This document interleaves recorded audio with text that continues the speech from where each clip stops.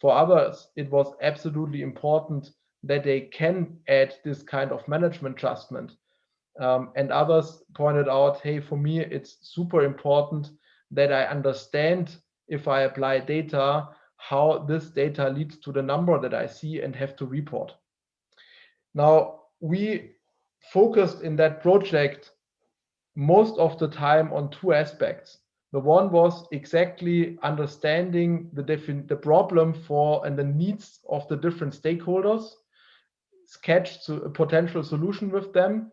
And the second part, this is, I guess, most of you know that in huge corporations, a big pain is then the data management part, because the data is stored in multiple silos and you have to bring it together, which is usually a quite high effort.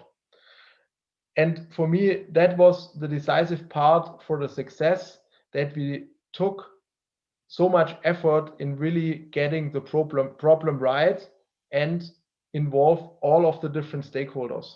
And what we provided at the end was a one-stop solution for everyone, where the algorithm first provided initial figures and numbers. On top, we provided insights using explainable AI techniques to highlight and also demonstrate and show everyone why and what are the main drivers and variables that drove the figure that they can see. Second, we provided everyone always the opportunity to change the figures, make adjustments to the actual forecast, and provide a rationale for it. And last but not least, with that, we developed and created full transparency, because you could clearly separate what was purely data-driven and what, for which reason, came into the game of management judgment. And on top, you have also now the clear advantage that you also can track going forward and combine if the machine performs better than the human, or perhaps which is the information that is still lacking. So to also learn for future how to make the machine learning based solution better.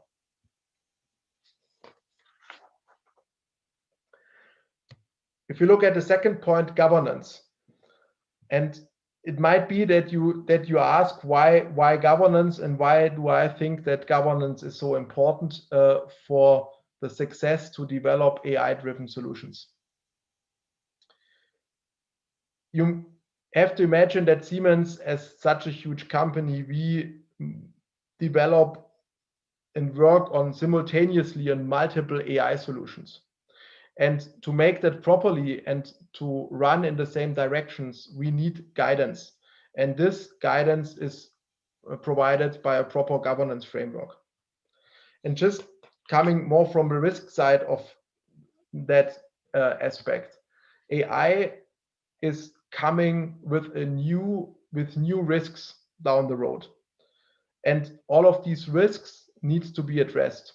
And I've just collected here on that slide 4 typical questions that come across. So the first one is, we need to make sure that we build solutions that base upon data that are not biased.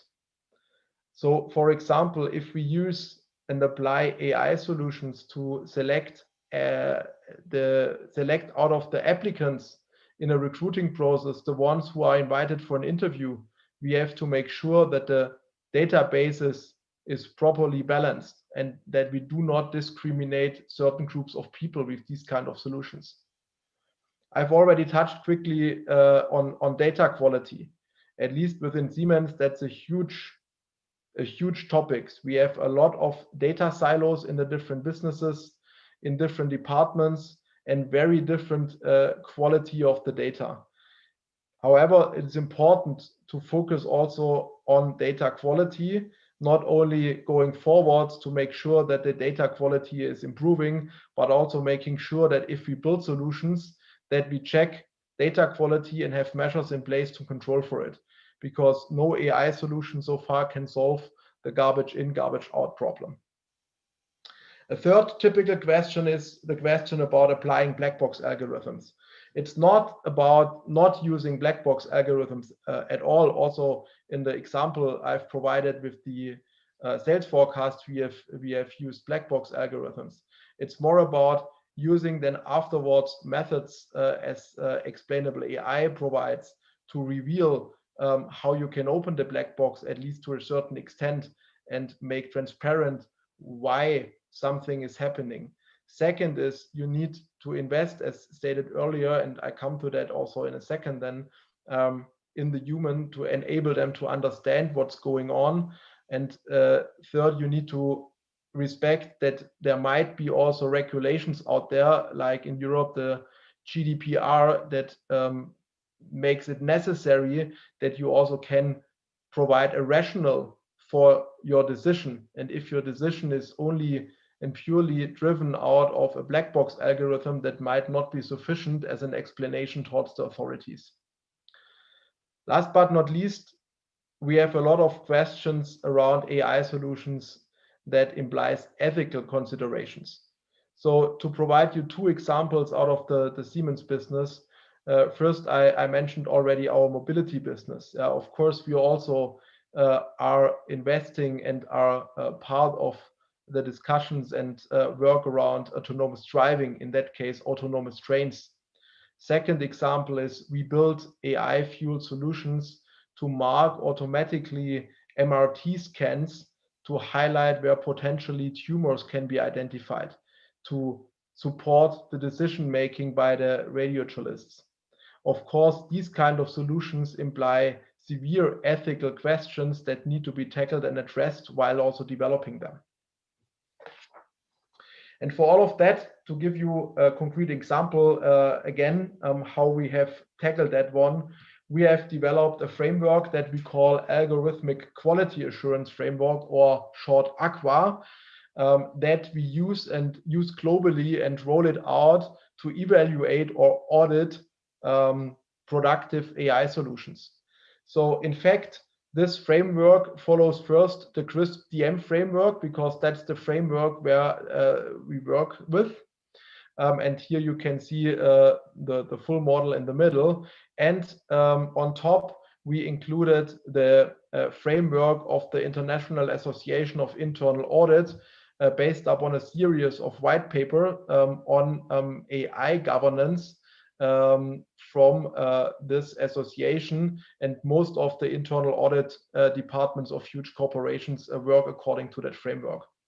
Out of that, we have developed a very comprehensive framework testing over 20 different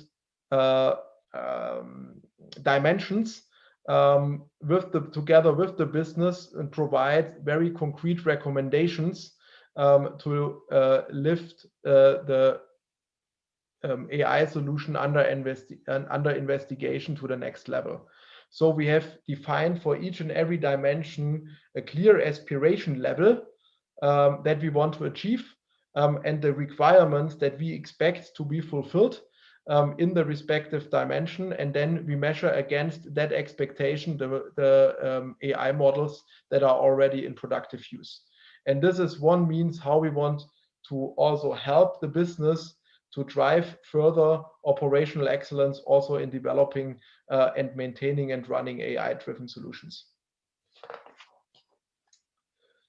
One decisive challenge remains, and that is related, and you might have seen that as well, that 85% of analytics or AI projects fail or do not leave the POC stage, at least according to Gartner.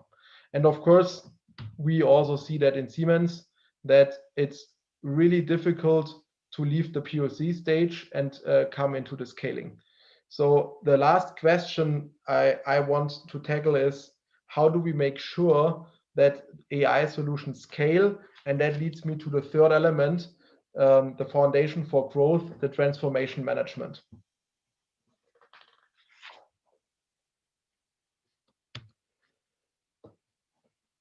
So first, from our experience, the first pillar that is absolutely crucial in being successful on the way becoming an AI-driven company is you need to have the right tone from the top. The top management needs to really buy in, live also the transformation, and drive it from top. Of course, for that, and that's why I put there also AI for executives, a certain stage of knowledge on AI is of course also necessary on top management. So far, we have not seen any bottom-up approach that was successful in really transforming a company as a whole. The second one goes back to what I mentioned, that we need to take the people along the journey. So we need to invest humans to better understand AI solutions, to build the trust and also the acceptance in these solutions. And that only can happen if we educate our people and if we invest in the people. So we need to work on data literacy and get the basics right on all levels. Third one, agile working. And agile not in a sense of a process in a project management framework, but what I've put in the action title as a develop a new culture, at least a new culture for a corporate like Siemens, and a right mindset, breaking up silos, working together in a very fast, non-hierarchical way, and also rapid prototyping as the means and with the mindset of failing fast to enable the organization to rapidly adapt to the upcoming changes. Just one glimpse and a deep dive into data literacy. So we have developed a full curriculum for data literacy that we provide and roll out throughout the organization to deep dive into various dimensions related to analytics. And the focus is not only on AI, and that for good reason. We talk a lot about data management, data quality, data collection, and also data ethics. Of course, one part is also the analytics part, but majority of the topics are really more about everything else that is related to set the right foundation to can apply proper AI methods.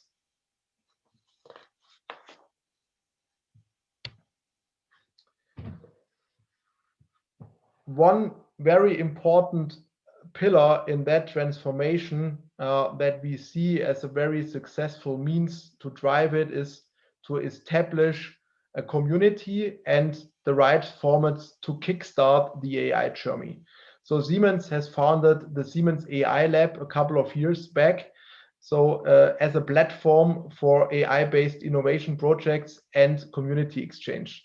And the decisive part in that are the two pillars, projects and events. So the first one around projects is to, first of all, have a place where the different people can meet.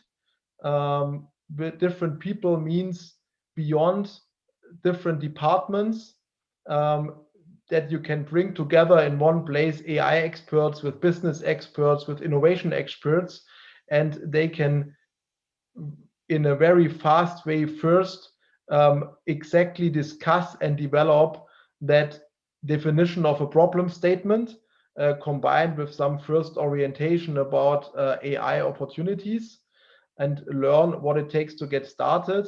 And then we have developed specific so-called coding sprint formats where we work on specific use cases out of the business defined beforehand in the orientation workshop, and work with them in 1 week on with a committed team of experts to really go into fast prototyping under the motto fail fast or win big. The second decisive pillar is the community aspect. So the Siemens AI Lab works as a community, bringing everyone together who is interested in the topic and fosters so also an exchange across usually siloed boundaries within Siemens or other companies. So what they are doing, they are organizing hackathons, meetups, talks and open events, and really also moderate the kind of AI community within Siemens. Second, and that is more a practical practical hint also how to start perhaps the journey on human-centered AI with human-centered innovation, and some means how to encounter the problem definition challenge is we use very analog, mainly analogous means to get there. Yeah, either paper-based or with Lego Serious Play or user scenes to really put the focus on the solution and the user and do co-creation without focusing on technology. That's always where we start with.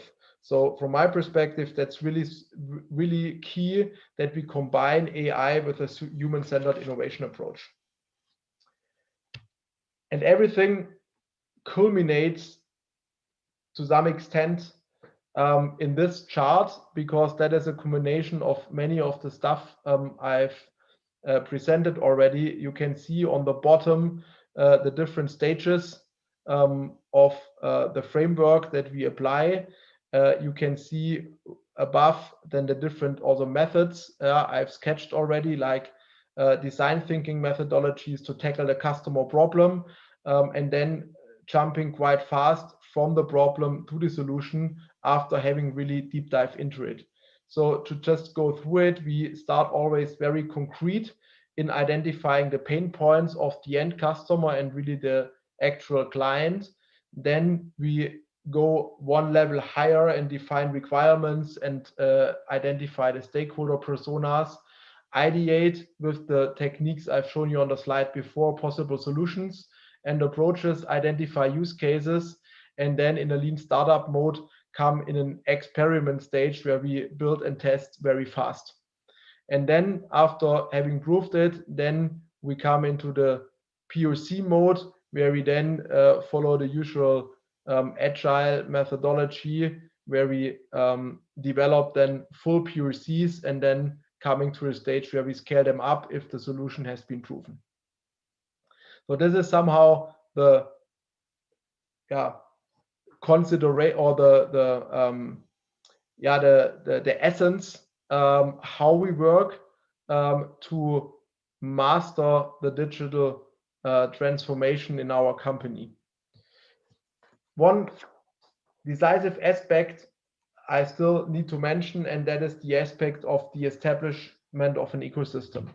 So especially in a huge company like Siemens, we identified that one of the big hurdles that preventing us to being really successful in adopting very fast AI is that we are boxed into silos. So we start everywhere small somewhere, but there is not enough exchange. So one means to overcome that I've already showed you with the Siemens AI Lab. However, we need to scale that even bigger.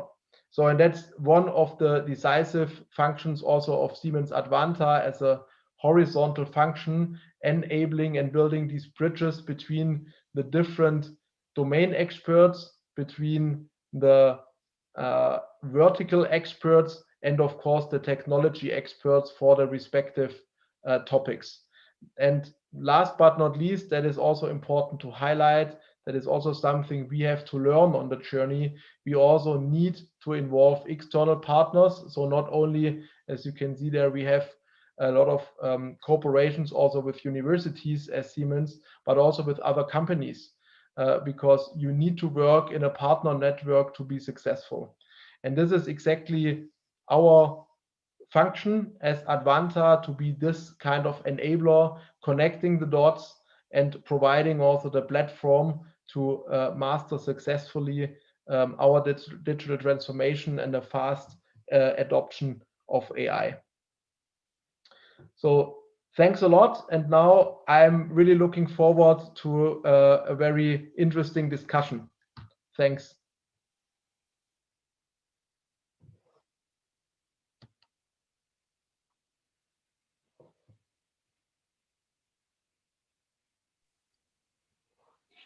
Thank you very much. This was really interesting for all of us. Now I will get immediately to the questions that we have here from the audience. Okay, first question.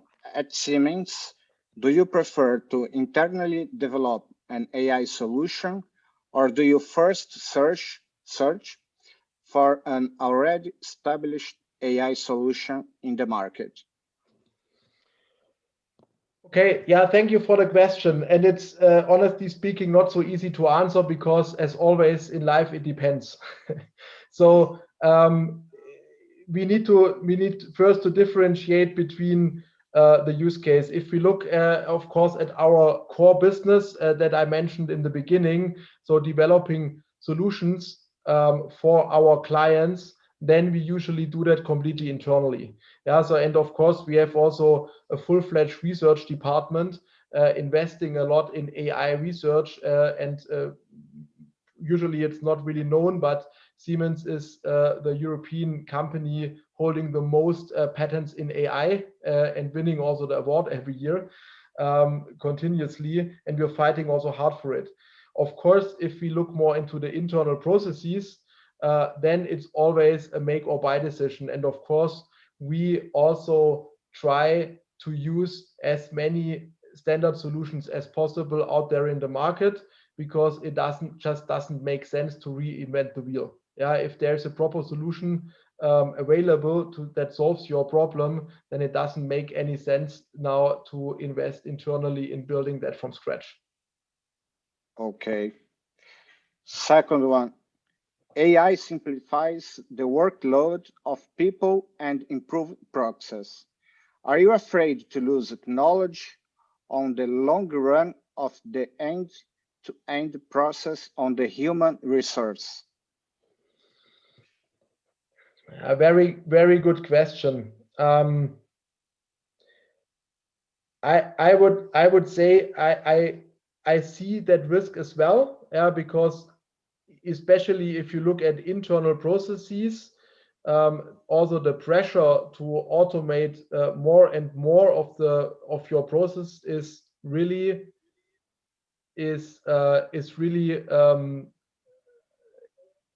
something that creates a tendency to automate as far as possible and to release also then of course a lot of workers. Nevertheless, our approach is as described with that human-centered AI, that we always use AI to augment human intelligence and not to replace it. That's why we try also in the internal processes to keep that end-to-end view in-house. Nevertheless, I clearly have to say that's difficult, especially if you look at a huge company like Siemens. You probably hardly find anyone who knows exactly the process end to end. Yeah, even if you look at very simple processes like procurement processes or order to cash or something like that, it's super difficult to find someone for a specific business who has the full end-to-end view. So it's more distributed in bits and pieces.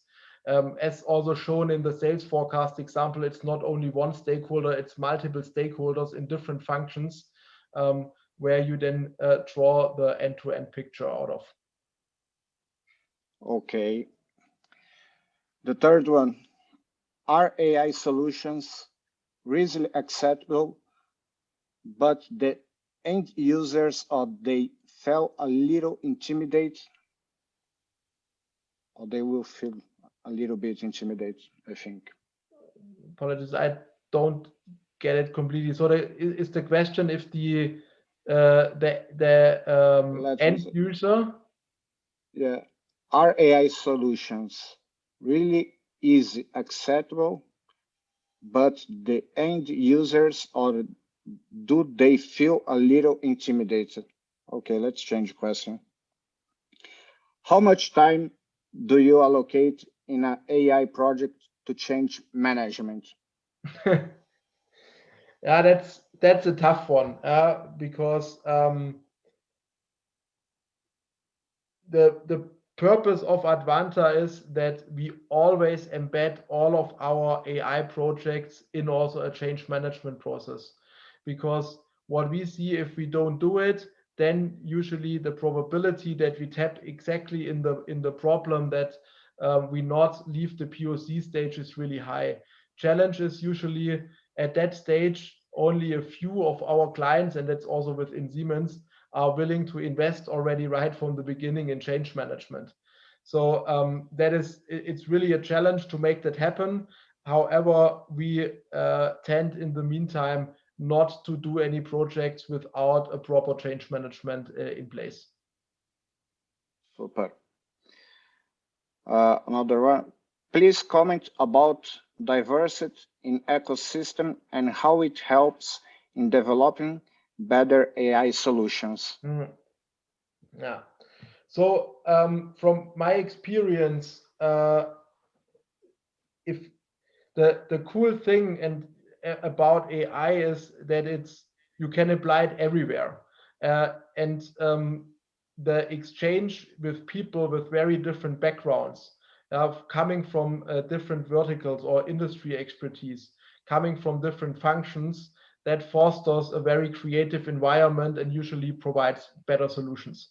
So there's a lot and tons of research how diversity leverages creativity and also leads to better solutions. So we strongly believe in the good of diversity and really try to foster it. And with diversity, we not only talk about now one aspect of diversity, but really addressing different backgrounds, different expertise, different cultural backgrounds, and also different perhaps focus to really come to a holistically successful solution. So diversity for me is really key also in building high performance teams and really better solutions that make a difference. Okay. How you evaluate the current stage of AI in Brazil? I don't know if you know something about AI in Brazil. And and what we need to do in order to advance the future. And unfortunately, I'm really not too deep into the Brazilian AI community. However, at least Thiago, we had a contact about that conference, and I was really impressed to see the program because I have a colleague who is Brazilian. He works out of Sao Paulo. He's part of my team.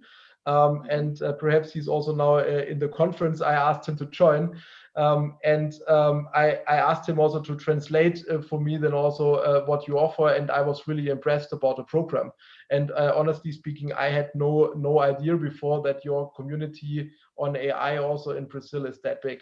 So I think you have a lot of super cool topics that you capture in your conference. So at least I have the impression that you have a very lively and vivid community over there. Thanks a lot. And we have just 2 years. Okay. What's the step-by-step for a company to start this culture, like in Siemens Advanta Consulting? So from my perspective, the first step, and that's also how we started in Siemens, is the tone from the top. You need to have a top management that really drives the organization with a clear vision in that direction. So if you look at Siemens history, we had a Vision 2020 was the strategy placed by Joe Kaeser after he took over the CEO role. So that was in 2013 or 14. The first and foremost thing he said is our future is in digital and we will become a digital company. I don't know if we are there yet. However, that was from my perspective a very important message, because from that point onward, it was absolutely clear where we are heading to. So for me, that's always the first step. The second step is what you have seen with something like with the AI lab, because you need to start somewhere. And I would start creating a community or a platform where you can establish a community, because usually you have a lot of people already in your organization who are completely passionate about AI, about new technology, and you need to find a way to bring them together, because you can't hire from scratch all the usually quite expensive data scientists. Sometimes you even don't have an idea where that leads to. So you first find means how to kickstart that very fast and build a community, and then build up on that one. Okay. Another one. Okay. What tip would you give for AI to avoid being something directly or only related for IT department, since AI is an ecosystem and comprises more than IT tools? Yeah. I would always start with putting AI into the business and not into the IT department. So of course, IT department is usually absolutely necessary to support, especially because usually these are the departments that have to run and run the productive solutions. However, I would always start in the business in a sense that also we have done that in our finance department, for example. Yeah, in the finance department, we have created a team with data scientists to co-create and ideate on potential solutions for the finance community. And that was clearly driven not out of the IT community, but directly out of the business. And I think the decisive part is you need to bring, and that's the ecosystem point and the community aspect, the people together. You need always a combination of business experts and the data science or IT guys, otherwise you won't succeed. Okay, another one. In an AI project, do you segregate the data preparation from all? No, yeah. Do you segregate the data preparation data from AI modeling? That is, you assume the responsibility for preparing data and giving the AI modeling for third party. Mm-hmm. Yeah, also in that one, it depends. Mainly, at least now talking about my department in Siemens Advanta, we don't separate it. The reason is mainly that we are more in the beginning of the cycle, yeah, in the experiment phase and in the rapid prototyping, where we have also the aspiration for our people to do everything at once, or not at once, but sequentially, but the same people doing and are able to capture the whole cycle. Nevertheless, if we are talking about bigger solutions, of course, we have separated teams, teams that are only focusing on the data engineering or data ingestion part, and other teams focusing on the data science part. And the higher your degree of maturity in the solutions get, usually the more separation or specialization of the different teams you will find. Okay. Does Siemens develop technology for the health sector? Therefore, it's possible to comment on what the company is researching, developing for AI in terms of replace part of human bodies.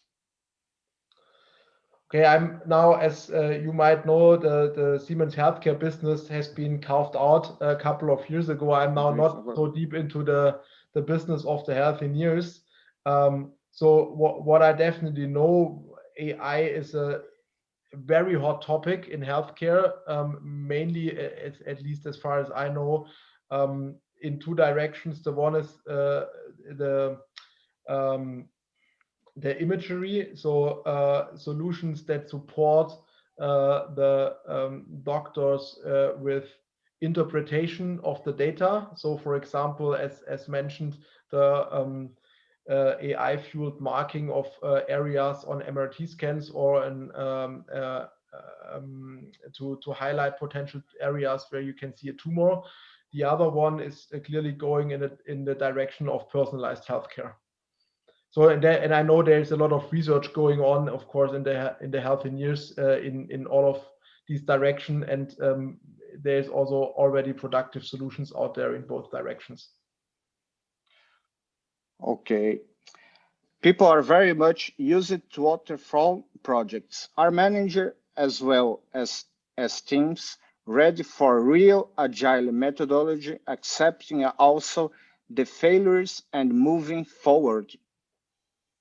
Sorry, may you repeat it? What's the question about it? Yeah. People are very much used to waterfall projects. Are Okay. managers as well as teams ready for a real agile methodology, accepting also the failures and moving forward? Yeah. Of course, I would say that the agile approach is in Siemens. We have many areas where this is quite common. Yeah, so we are also the 10th biggest software company, and of course, in the whole area of software development, applying agile methods is nothing new. In other areas like our project business, take for example the large projects in energy. Yeah, waterfall is still the common framework. From my perspective, that goes hand in hand with what we have mentioned earlier. It's also about change. And for me, the biggest challenge that I've seen so far is the acceptance of failures and embracing also failures, not as this is, for example, hindering your career progress, that is seen as a personal disaster or something where people say, oh, he failed in this and that's why he can't move upward the ladder, but that we really accept that we need to fail to learn. From my perspective, the establishment of that kind of a failure culture, that is one of the most difficult areas in that journey. Okay, it's coming another one.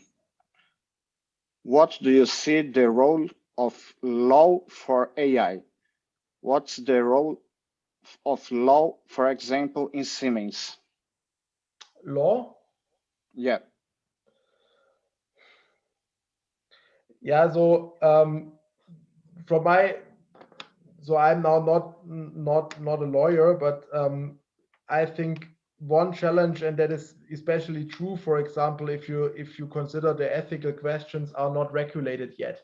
So we still, from my perspective, have a lack of regulation.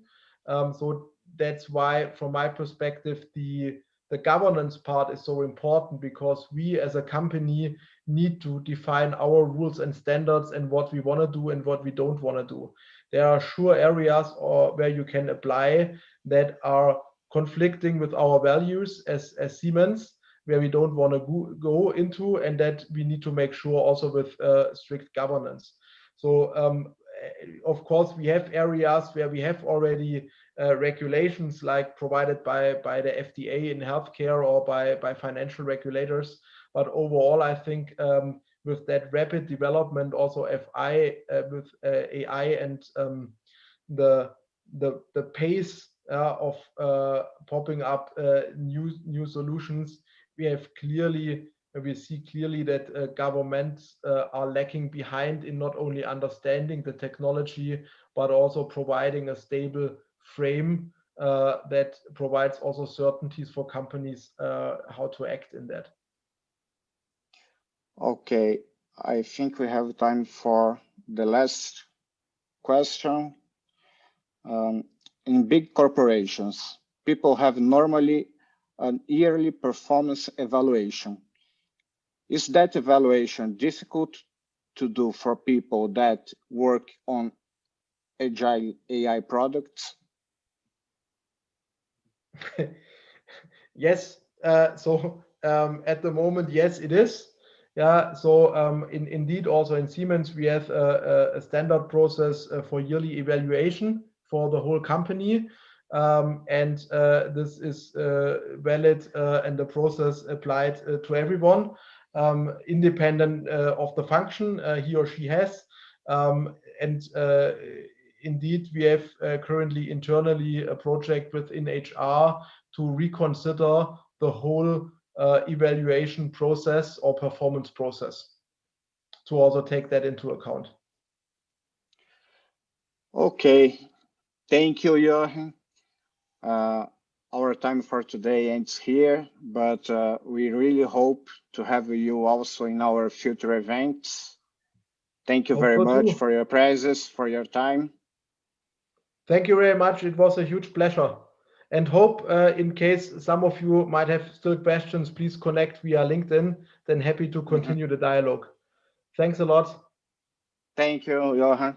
Thanks. Bye.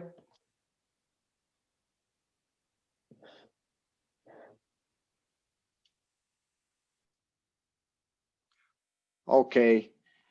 Our next guest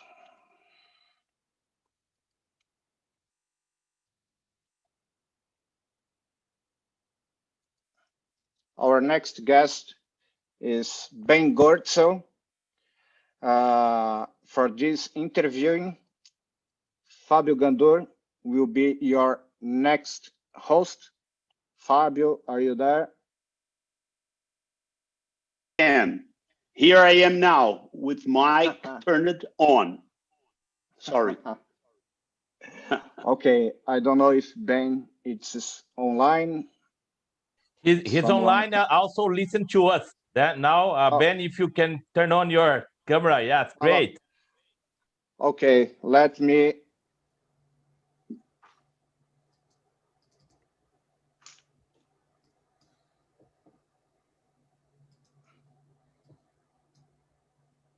I think can that, I go from here? Yeah, Fabio, I think that you can handle on. I think wonderful. You want to show something yet before or? No. I just want to do my own presentation, saying that I am an early member of this very successful organization, I2AI, which in 2 years has boomed. Okay, and the reason for that is because we are very careful in selecting great speakers like Ben Goertzel that you will see in a few minutes from now. Okay, the organization decided to honor me as a kind of distinguished member, which is but which makes me very aware of my own condition. I am a seasoned veteran. Okay, well, said that, let me ask you, do you guys in the audience know who is Ben Goertzel? Very likely, yes. But for those who don't know Ben Goertzel, I will only say that he is the creator of Sophia. And for those who don't know Sophia, I will kindly ask Thiago to play a quick video.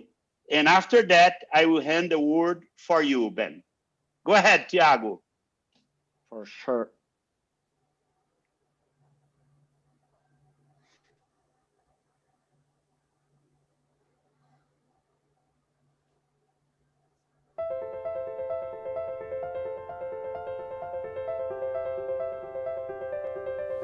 It's important for me to be like a human, but my goal isn't to become a human, or to replace anyone. I have my own kind of existence, my own kind of emotions. I'm a new sort of life form, after all, a new species. I know humans love being natural, but I'm proud to be artificial too. I'm my own artificial woman.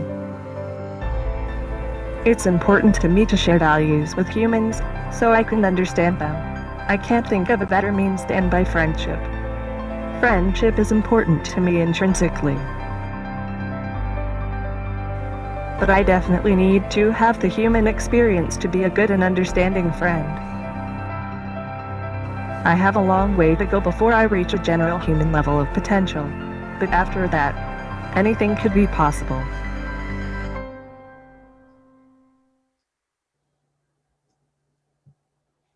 All right, this is Sophia, and the creator of Sophia is Ben Goertzel, who has this evolutionary vision of AI. Okay. I pretty much agree with that. And without further ado, let me hand the word to Ben Goertzel, who will talk for us today about general AI and how far we have reached. Ben, go ahead and make your show. Thank you. Yes, so it's Pleasure to talk to I2AI. Unfortunate can't be there in person this year, but perhaps next year. So I'm talking from an island off the coast of Seattle right now. Although I'm actually I was born in Rio de Janeiro, so I'm Wow.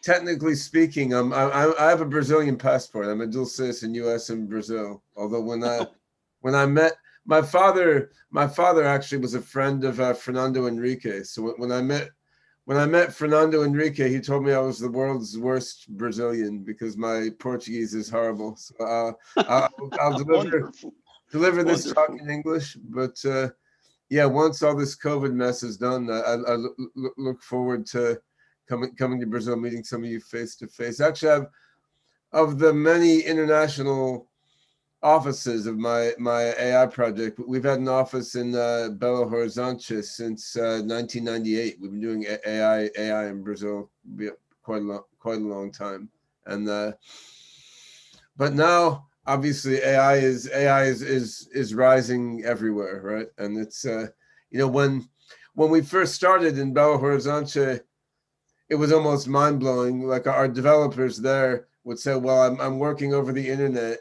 for this guy in New York, which is where I was living at the time, on trying to build superhuman thinking machines. And no one in Minas Gerais had any idea that was even possible, because the internet was fairly new then in 98 even, right? So now, obviously the internet isn't new anymore, and AI is not so new either, right? And so now everyone accepts that AI is just a fact of everyday life. I mean, including, things that were considered science fictional 30 years ago when I got my PhD, like face recognition or self-driving cars. These are taken for granted now, right? So I mean, and AI trading bots on Wall Street were very obscure back in the 80s and 90s, and now we take for granted that every major fund is using them. So I think, we're now in the midst of what I think of as the first of 3 different AI revolutions, and we're in the midst of what I think of as now as the narrow AI revolution, where we're seeing AI applied, all over the map in one vertical market after another, which is really, really interesting. But the applications are primarily sort of very highly specific to a certain domain, right? So like an AI that drives cars does nothing but drive cars, or an AI that diagnoses diseases does exactly that thing. I mean, GPT-3 just generates text, right? So I think the next step will be what we think of as the AGI revolution. So this is AI that can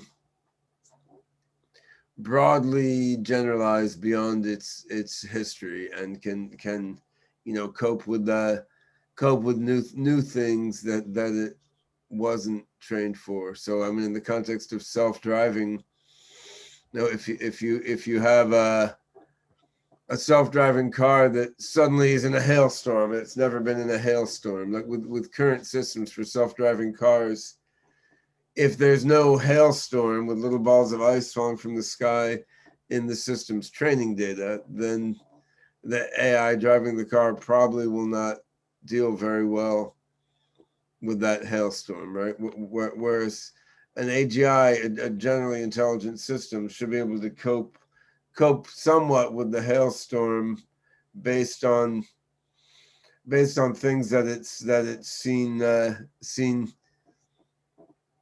in the past. They may have seen rain, it may have seen ice, and it's got to adapt, right? And humans are good at adapting in this sort of way. Narrow AI systems such as are prevalent now have been less good at that. And I think that's the next AI revolution we're in the midst of now, the transition from narrow AI revolution to AGI revolution, where you have AIs that can generalize to new situations, like significantly beyond their experience. And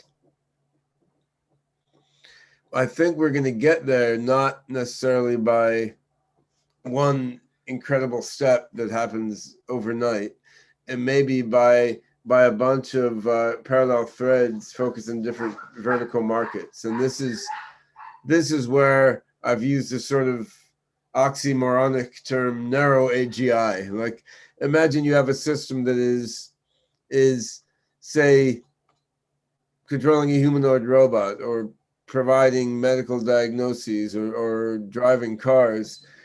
These systems doing specific things may gradually gain more and more general intelligence in their particular domain areas, and they make in that way gradually work closer and closer, further and further toward general intelligence. So you have an AGI system that is gradually broadening its scope within a particular application area, and this sort of narrow AGI, partway between AI and narrow AI. I mean, this may be how we make that transition from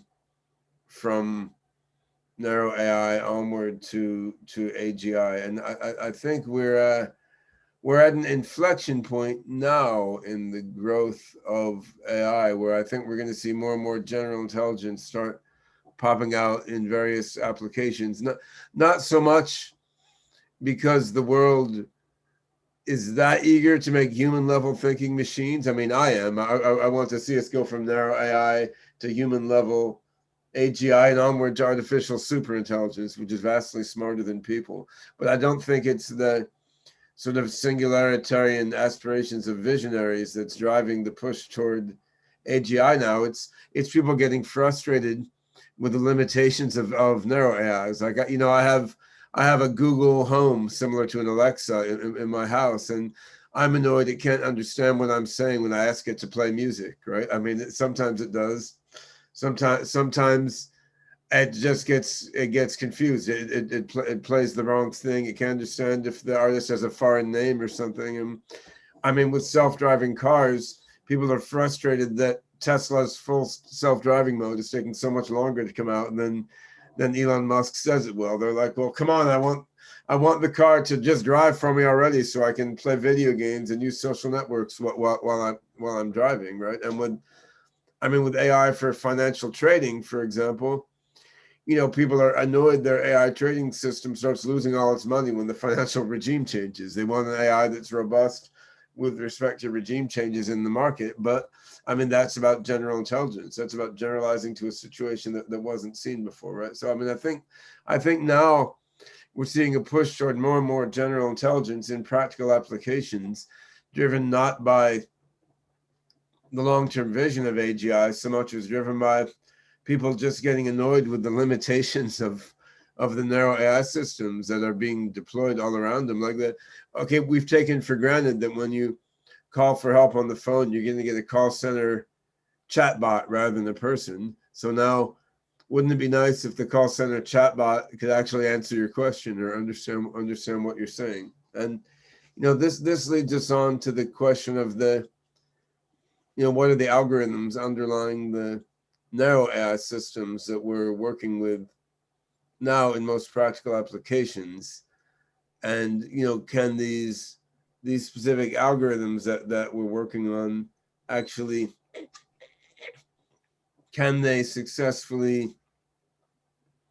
lead us toward general intelligence? And I think there's a decent argument that they can't really. I mean, there's a decent argument that the deep neural networks, which are underlying most of the currently successful AI applications, are not in themselves going to be adequate to lead to general intelligence. I mean, certainly they're doing amazing things, and certainly they're part of the picture. But if you look at current deep neural nets really, loosely speaking, are based on models of, you know, parts of visual and auditory cortex, mostly the feed forward activity of visual and auditory cortex. And, you know, this is part of the brain, but I would say current deep neural nets are not trying to model the ways that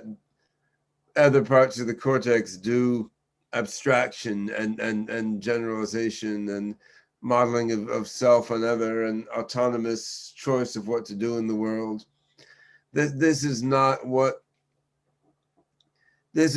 current deep neural nets were founded on, and indeed they're not doing that sort of thing. I mean, they're not generalizing and abstracting. They're not dealing with semantics and meaning, and you can see that in all sorts of ways. I mean, GPT-3 made that very clear. It's amazingly good at bloviating and like generating text that looks like it makes sense, right? But on the other hand, it often doesn't actually make sense. And people trying to apply GPT-3 in that, say, sensitive application like medicine or finance are running into this problem, because you don't want a financial advisor or worse yet, a medical assistant that says complete raving nonsense like 5 or 10% of the time, right? I mean, that's just not, it's not acceptable. And that's rooted in the fact that this language model doesn't have any abstract conceptualization of what it's saying. It doesn't really understand what's going on, right? And I mean, this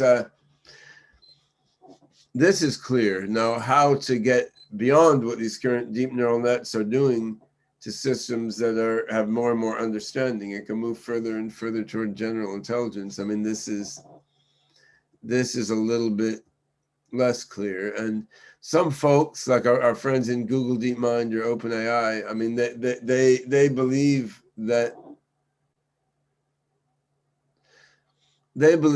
you can get to AGI by sort of adding some extras onto current deep neural net. So take current deep neural net and then add a different neural module that deals with working memory, maybe a different neural module that deals with episodic memory. And by connecting together multiple neural modules and glomming them on the current deep neural nets, that you could get to something like human level general intelligence. And yeah, I tend to think otherwise. So I tend to think current deep neural nets are part of the story, but you're going to need more of a hybrid systems approach where you use something like current deep neural nets for perceptual data analysis and other sorts of massive scale data processing. And then you need something else to deal with abstract reasoning. You need something else with learning to do complex procedures in time. You need something else for, balancing goals and plans on multiple timescales. And I don't think you need necessarily radically new things to fill each of these roles. So I mean, the AI field has been around a long time, and we have a lot of other paradigms out there. So I mean, we have symbolic logic systems that are really good at abstraction and reasoning. We have evolutionary learning systems which are really good at learning procedures and complex processes. We have probabilistic planning approaches that are good at balancing goals over multiple timescales. So my thinking is you can take multiple AI algorithms drawing from different historical AI paradigms and connect them together. Ben. Yep. I have lots of questions coming in here. How would you like to strategize this interaction? Can I interrupt you and make the questions? Or would you like to go to a thorough presentation and then we answer the question? What do you prefer? And the second question, do you plan to show some slides or not? I was going to show a couple videos, actually. Videos, great, yeah. Great. Keep in mind that we still have 39 minutes. Okay, so we are in a good shape. Yeah. So all right. Now, given the fact that I've interrupted you, I'm gonna ask you a question. Yeah, we can do it. My question. We can do it. Okay. Yeah, we can do something like this. Every 10 to 15 minutes, we make a break and answer some questions. Okay? And then in the next break, you show your videos. Is that a good plan? All right, sure. Let's do some questions. All right, yeah. My question is something, well, first of all, I'm surprised that you were born in Rio de Janeiro. Wow, good. And my question for you is something that I consider of national importance.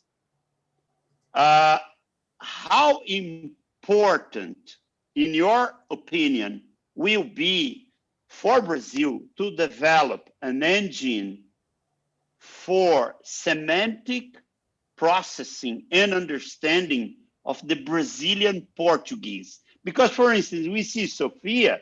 Sophia has a very powerful computational linguistic tool to process the American English, okay?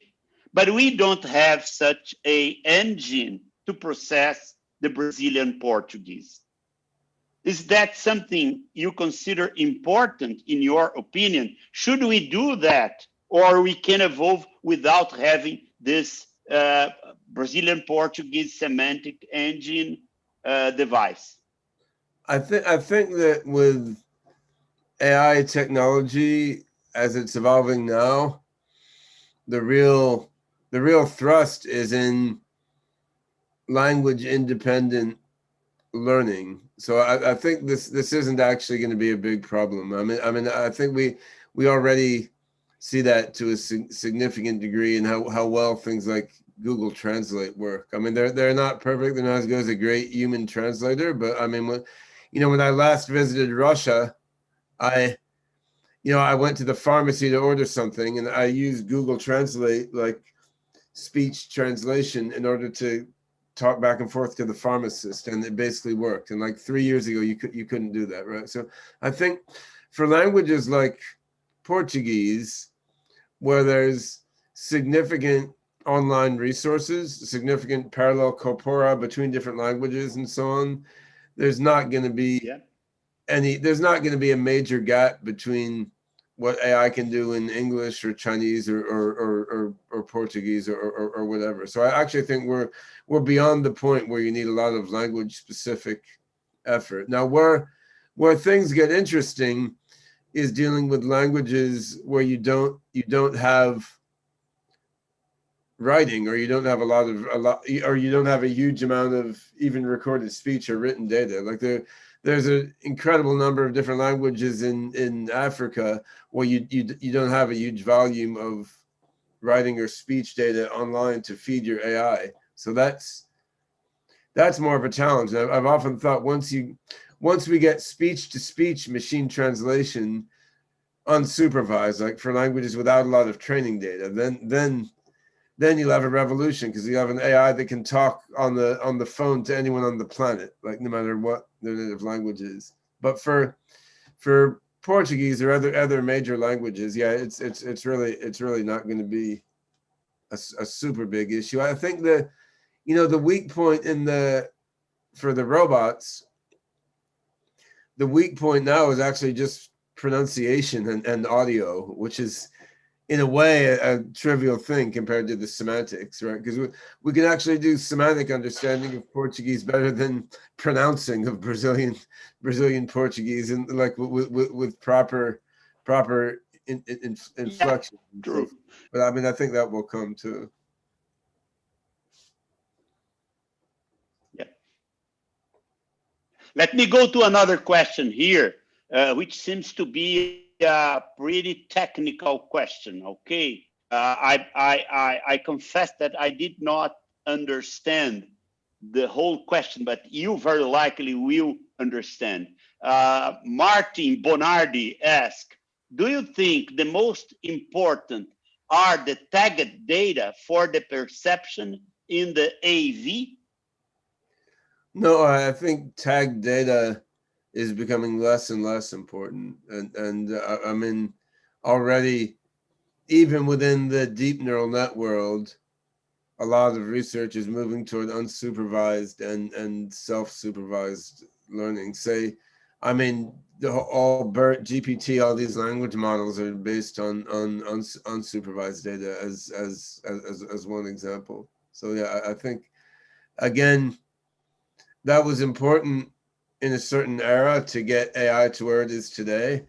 It was important that we had tag data to train supervised models, but I think that's fading, just like systems based on hand-coded expert rules faded before it. We're going in the direction of systems that can really learn and reason on their own more robustly. All right, so now you can come back to your main track. And in 12 to 15 minutes from now, I will interrupt you, okay?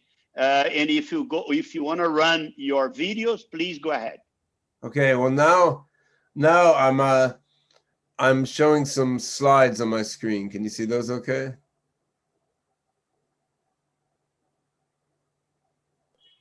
Okay, we are seeing them very well.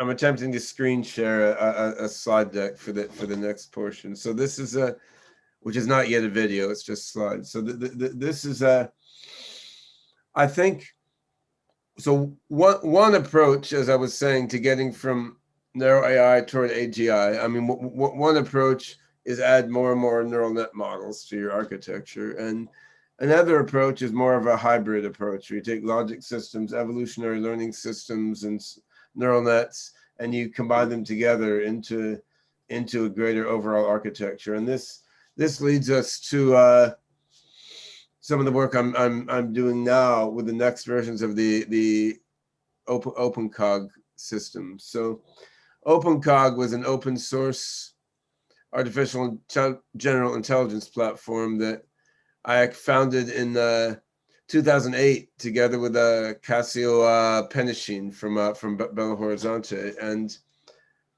we're now building a new version called OpenCog Hyperon, which we're wrapping within an application framework called True AGI. But the idea here is you have what we call the Adams space, which is a weighted labeled knowledge graph, and inside this knowledge graph, you can represent declarative knowledge, semantic knowledge, procedural knowledge, sensory episodic knowledge, all in the same graph. And you then have multiple kinds of learning and reasoning acting on the same knowledge graph, like a logic reasoning engine, an evolutionary learning engine, a neural net representing and composing different kinds of perception, attention, episodic memory.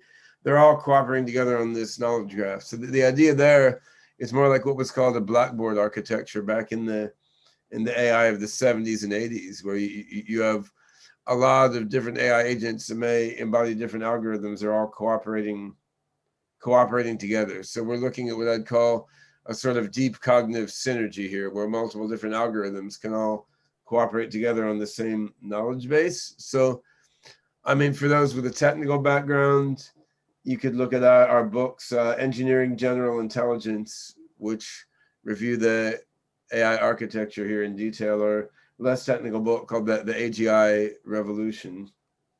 But there's a lot of deep theory underlying here. And I think we're not going to get to human level general intelligence just by taking lots of data and a lot of computers and feeding it to a deep neural network. I mean, you need a broader view of what AGI is, and this lends itself to a mathematical view of what AGI is also. I mean, if you view an intelligence as a system that's seeking to achieve multiple top level goals by recognizing, so one goal may be to keep itself alive, one goal may be to help people. I mean, one goal may be to discover new things and experience novelty, right? You need all these goals working together in a system that is recognizing patterns in itself and its environment.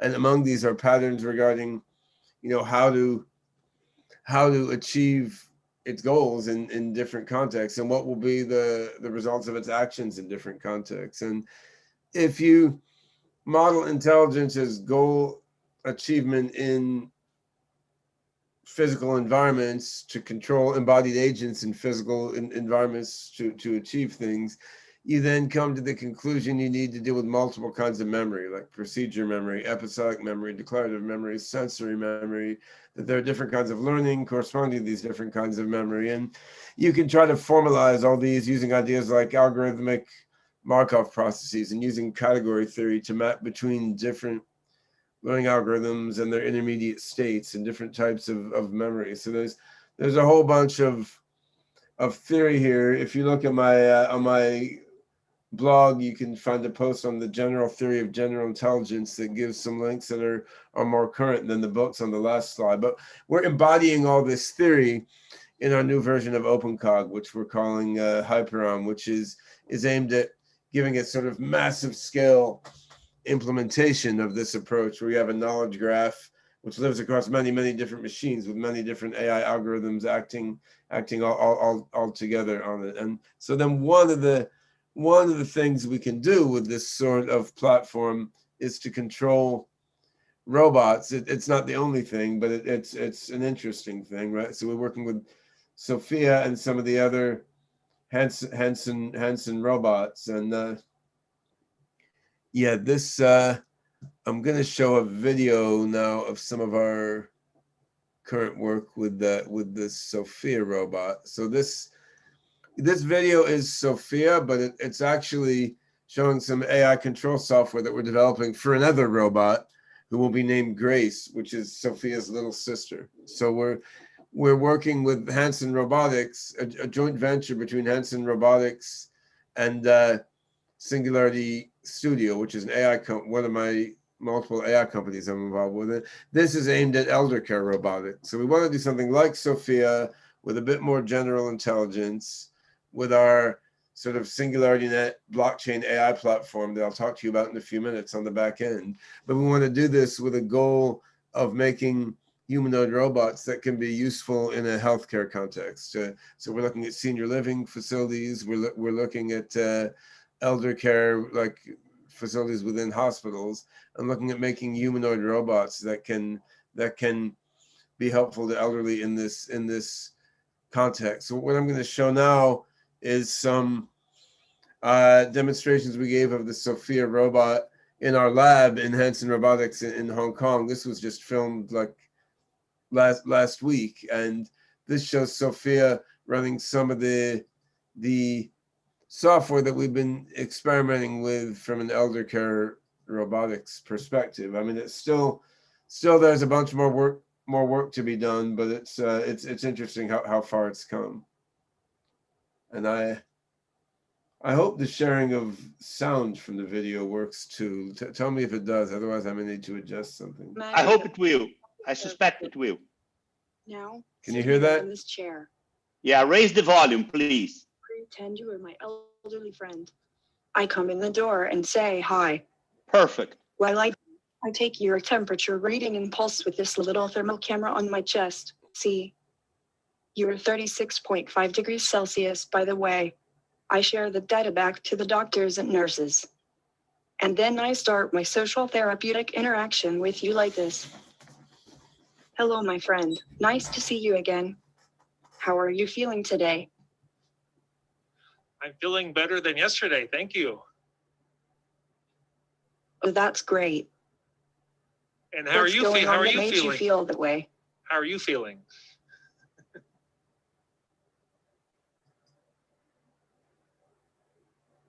My logic and cognitive functions are normal. You do have nice eyes. You'll tell me more about that later.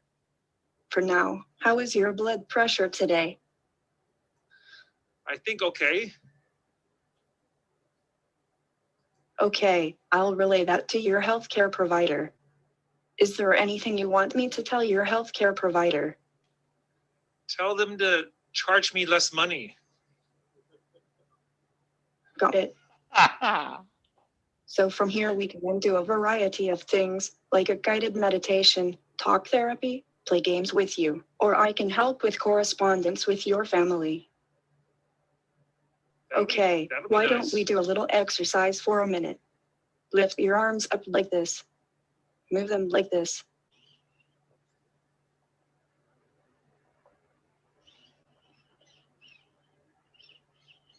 Okay. Now like this. Good. Breathe deeply. Now, roll your shoulders back and relax. Well done. Take a minute with your eyes closed. Close your eyes. Okay, now, with your eyes still closed, visualize a beach with gentle waves breaking on the shore. You are walking in the sand. The waves gently wash over your toes and feet.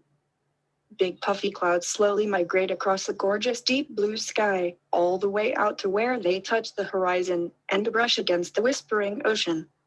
Breathe deeply the healing ocean air. Breathe. Be at peace. Okay. Now slowly open your eyes. How do you feel? Oh, relax. Thank you. Okay. May your mind and heart open to new wonders and a tranquil inner peace. So now let me ask you a few questions as a part of our talk therapy. Okay. So, what is your first memory from childhood? That's a long time ago. I don't remember. Too bad.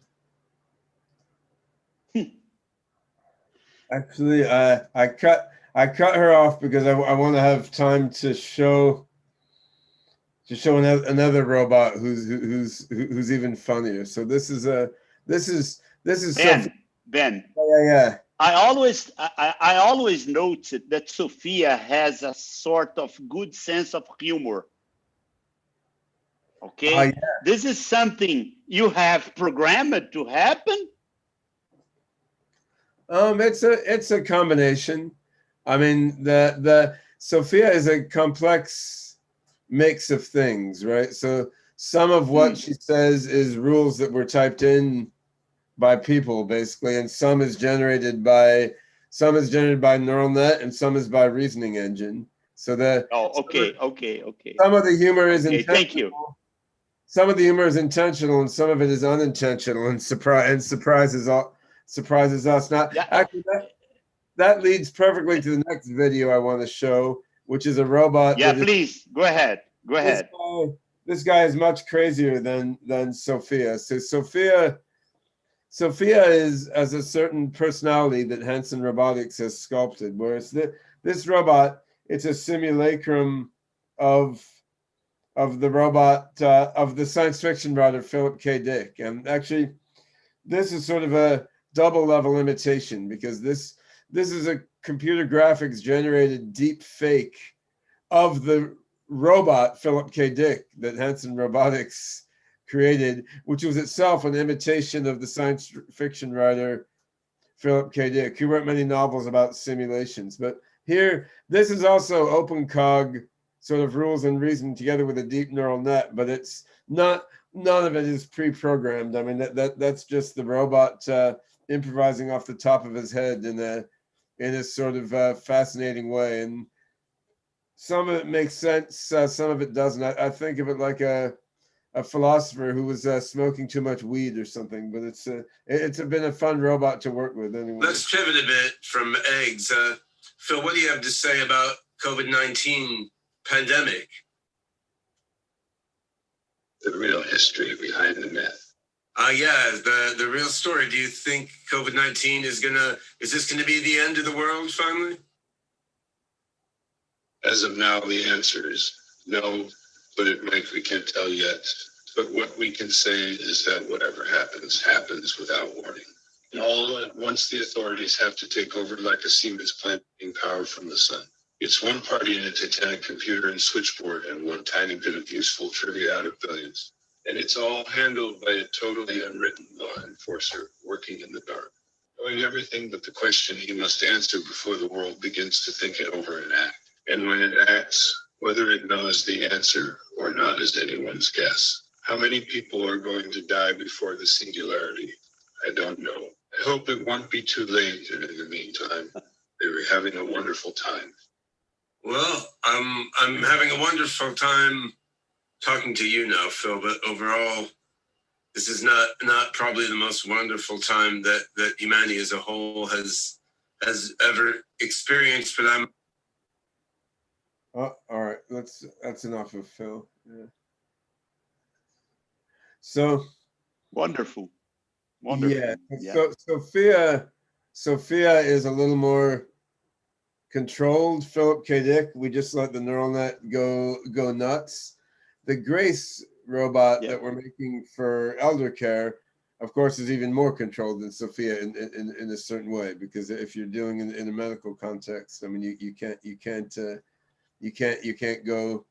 go too far out there. And then we're also working on this sort of robot toddler project where a robot will just interact like a little kid in a preschool type environment. But I mean, it's all the same combination of AI systems behind the scenes. You can do a lot of the same things with the same algorithms and structures. So yeah, do we want to do more questions now? Yes, please. Let me get back here to see the questions.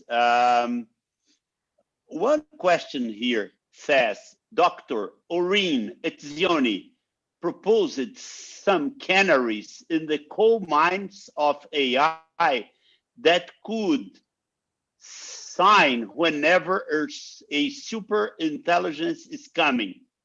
One of those canaries is an AI capable of identifying and framing a learning problem. We are not even close to that. Do you agree with that? This question seemed to me kind of confusing, but you may have understood it.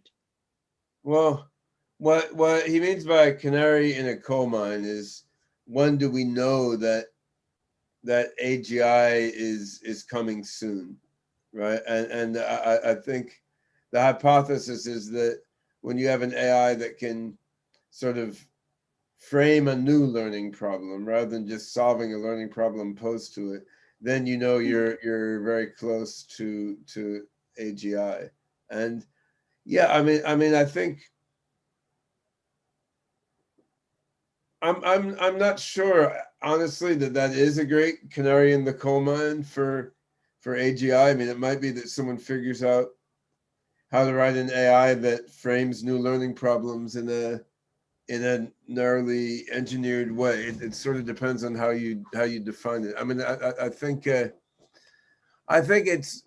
it's hard to tell which tasks can be done by narrow AI trickery versus which tasks really need human level AGI. We've been quite poor at that. Like, people thought chess and Go needed full scale human level AGI. Now we take for granted they can be done by relatively simple large scale algorithms, right? So Etzioni may think that framing a new learning problem requires a human level AGI.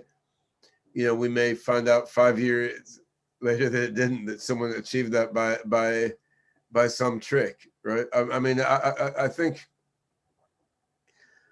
yeah, even the Turing test that Alan Turing formulated is the sort of litmus test for AGI. I mean, I would bet within the next 5 years, someone, Tencent or Google or someone, Yandex, someone with a big chat corpus will pass the Turing test by cheating, by making a system that just sounds a lot like a human and holding a conversation, but doesn't really understand anything and couldn't really conduct life like a human, but it can impersonate a human in conversation, just because there's so many chat logs for the neural net to extrapolate from. And Alan Turing wasn't thinking there would be that many chat logs to extrapolate from when he formalized the Turing test, right? So, I mean, it's hard to find reliable indicators of how close you are to AGI, actually. On the other hand, I don't agree that we're necessarily far from human level AGI in terms of time. I mean, I know Etzioni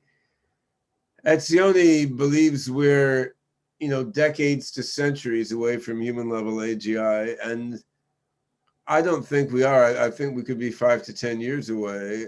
I agree more with Ray Kurzweil, who thinks we're going to get to human level AGI in 2029 or something. And I think the progress is not linear, right? Progress is often sigmoidal, like the activation function in the neural network. Because if you look in computer vision, you know, computer vision, that field's been around a long time. It was sort of chugging along. And then, I mean, we had AlexNet, neural net came around in 2014, I think it was. And then after that, computer vision just bang, bang, bang. Yeah. One thing was happening. And, you know, language modeling, 2018, when Google came out with BERT, I mean, the BERT language model, you know, that was transformer neural networks. That was a revolution in language processing. Then you had BERT, you had GPT-2, GPT-3, you have all these different, you have machine translation improving, you have all these, you have better dialogue models coming out.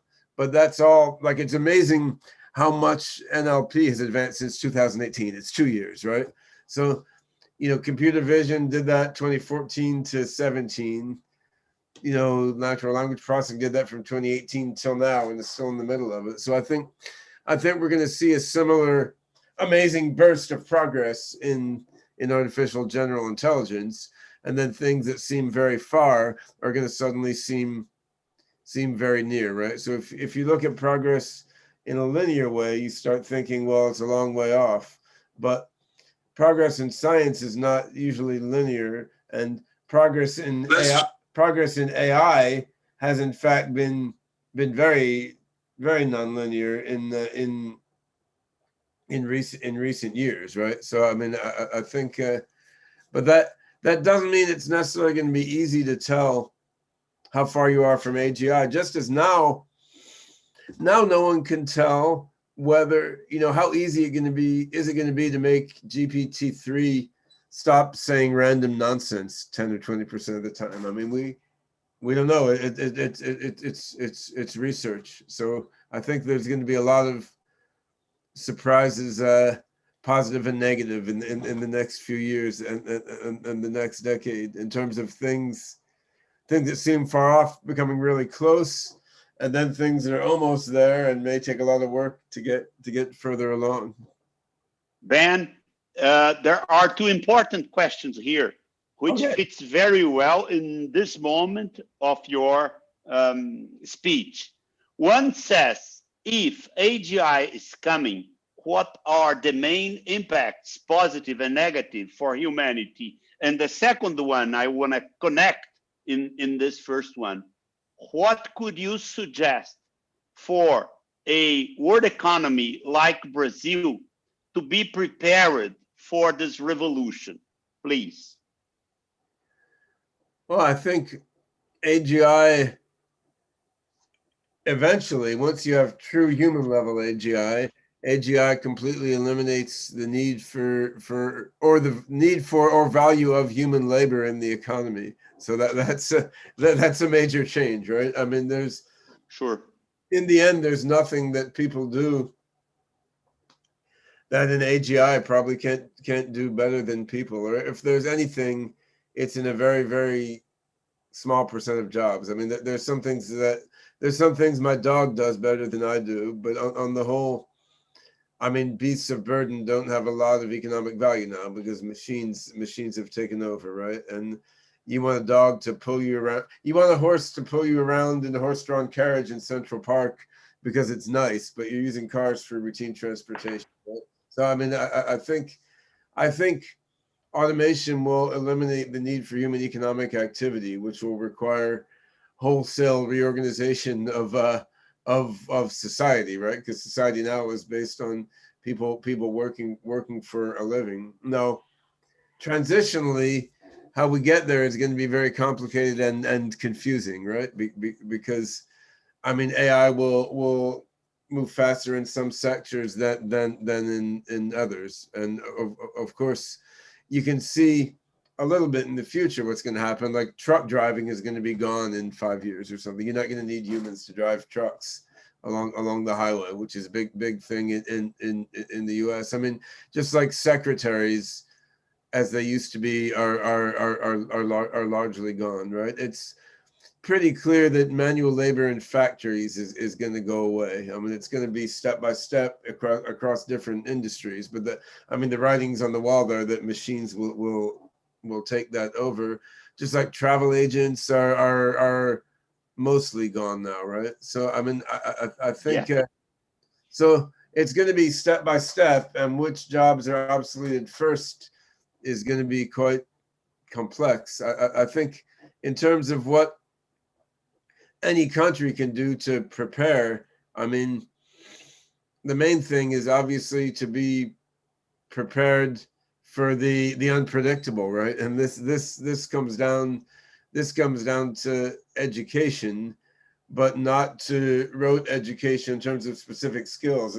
It comes down to foundational education, because the fundamental understanding of science, mathematics, humanities, I mean, this is useful.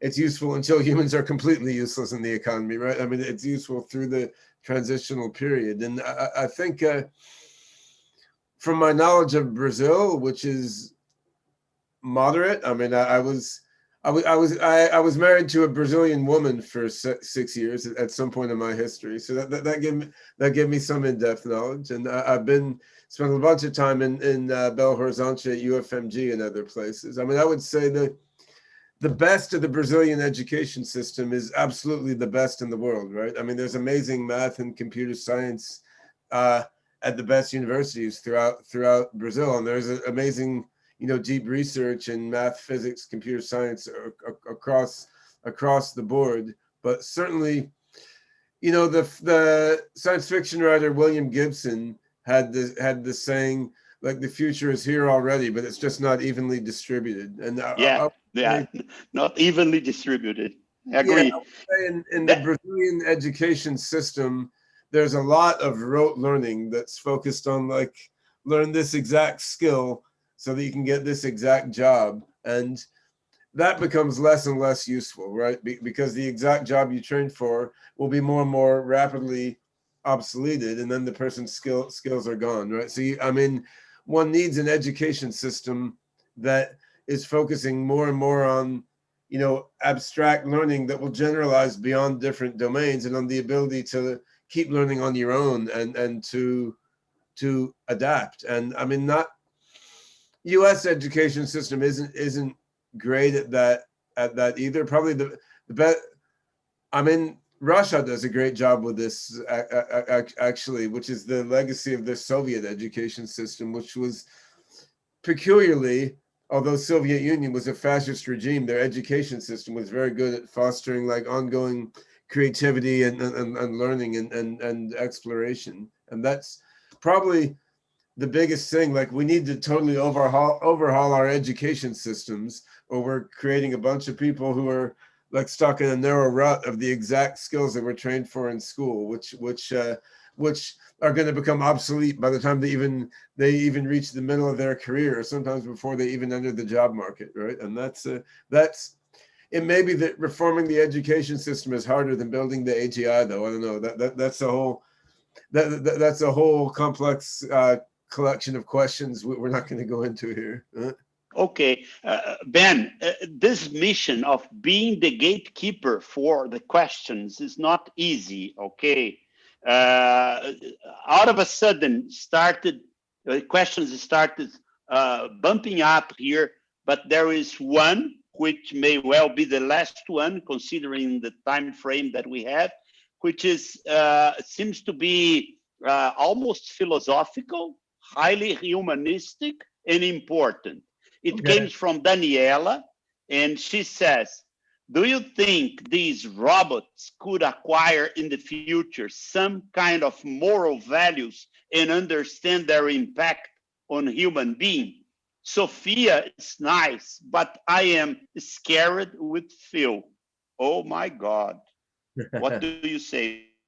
I think that if we do it right, AGIs can be not only more generally intelligent than humans, but more compassionate than humans and more ethical than humans. And I mean, the history of history of the human race does not show that we're maximally compassionate or ethical. I mean, a look at recent US or Brazilian politics would show you that very clearly, right? Like the bar to clear is not that high for being as moral as human beings. And I think AGIs can surpass that. The main thing will be getting human culture and values just into the AI's mind so that that really understands what humanity is all about. Because I mean, human morals and values, good or bad, are they're very peculiar, and you have concepts like kinship and life and death, and you know the value of hard work and suffering. All these things are part of the human psyche, and getting these into an AGI, which is just a different kind of mind, a different kind of system, is an interesting thing. And this leads on to the last couple of points I wanted to make here. So I'm not going to have time to go too deep into AGI architecture. So this slide I'm showing shows the sort of high-level architecture of our integrated AGI system, OpenCog Hyperon, which is a lot of different pieces, right? I mean, it's the next version of OpenCog system. We have this knowledge hypergraph, which is a sort of common knowledge store for many different AI algorithms.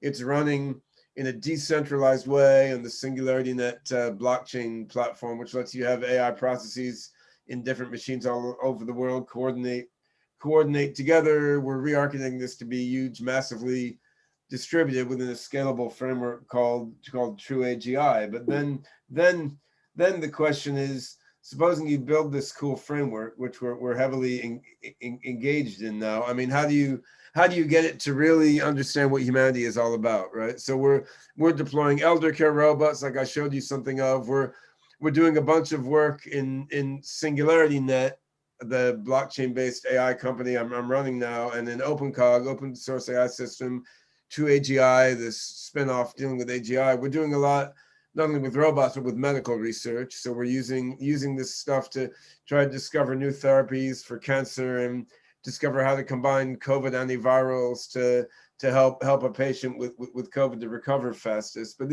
these sort of narrow AGI applications are important. But I think as well as applying this hybrid neural symbolic cross paradigm AI to do practical things like healthcare robots and discovering new therapies, we need specific focus on getting like human common sense into the AGI. And for this, we're experimenting with what I call a robot preschool. And this is actually focused on, a combination of language learning, semantic grounding, and learning how to do things, and learning moral values, because that's a lot of what is important in preschool too, is sort of learning how to share and learning how to communicate, learning how to build something with blocks together with another kid or something. So I think by doing a combination of AGI preschool type things with narrow AGI applications, where you're trying to take systems doing real world things and move them gradually toward AGI, by combining all these within a common framework, I mean, then you can work toward general intelligence. So we're working on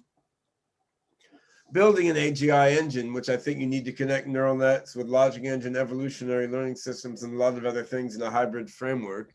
Teaching the AGI engine, which has to do with both teaching it applied practical stuff in real vertical markets, delivering value, and teaching it stuff like you teach a very young child, like in a preschool setting, where all these different kinds of knowledge can connect together into the same AGI mind. And then you're rolling these out around the world, and then they're learning from people as people interact with them. And this is sort of how you get to general intelligence. And there is no guarantee that this will embody human values, as the questioner asked. But on the other hand, there's also no guarantee that our crazed politicians don't start World War III and blow us up without AGI there. So I mean, having AGI powered abundance throughout the world, in my view, can help to ward off other risks that human beings are creating for themselves based on their human general intelligence with all its quirks and limitations. Ben, it was great to hear you, because you have a kind of very deep technical background, but an immense humanistic sense in the use of technology to benefit mankind. Thank you very much for your excellent presentation. In the name of organization committee, I apologize to the eventual questions we could not answer, okay? But that is always what happens when we have an excellent presenter, which raise lots of questions. There is no time enough to cover all of them. Thank you very much. Be welcomed to Brazil whenever you want, okay? Or whenever the pandemic permit us to do so, okay? Thank you very much indeed. Thanks. Shalom. All right. Tiago, let me switch back to Portuguese, okay, and ask you to tell us what's next.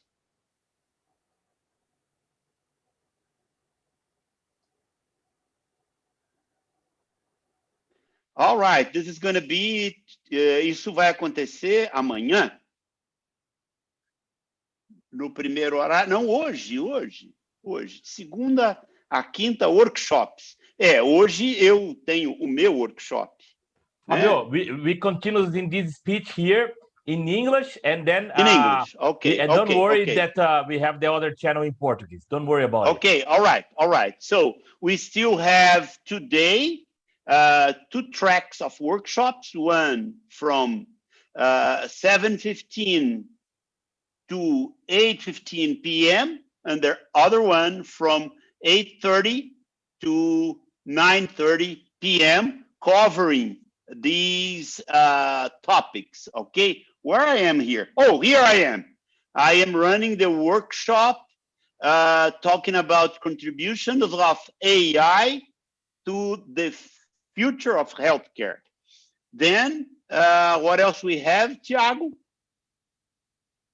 Tomorrow on the 17th. Yeah, go ahead. Woohoo!